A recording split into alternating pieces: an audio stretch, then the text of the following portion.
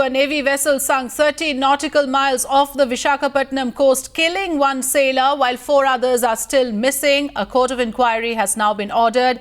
I'm now joined by Times Now National Affairs editor Srinjoy Chaudhary for more. Srinjoy, there have been a string of accidents in the Indian Navy, and after those major incidents on board the submarines Sindhu Rakshak and Sindhu Ratna, this latest mishap has once again raised questions about the operational hurdles that the Navy is facing. There was even a major change in the naval command, but the woes in the Indian Navy seem to continue.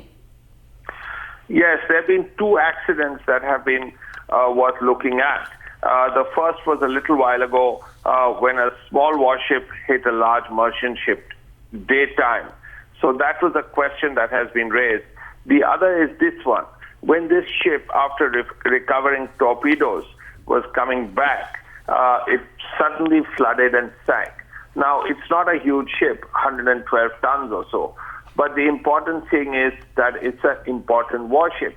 And for it to have sunk when there is no monsoon, when there is no heavy weather, for it to be suddenly flooded and for it to have sunk is something that is very worrying. Of course, a board of inquiry has been ordered, but it's important because it's not only the ship, but it's also the loss of life.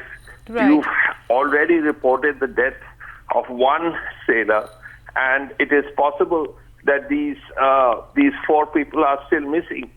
So it's very important.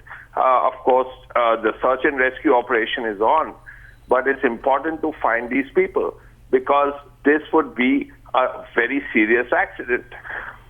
Right. In fact, like you mentioned, there have been loss of life, 5 officers and 15 sailors in those 2 major incidents that happened in the submarines. And now, like you're telling us, that the priority, of course, should be to recover those missing persons. What has been the progress as of now, Srinjoy?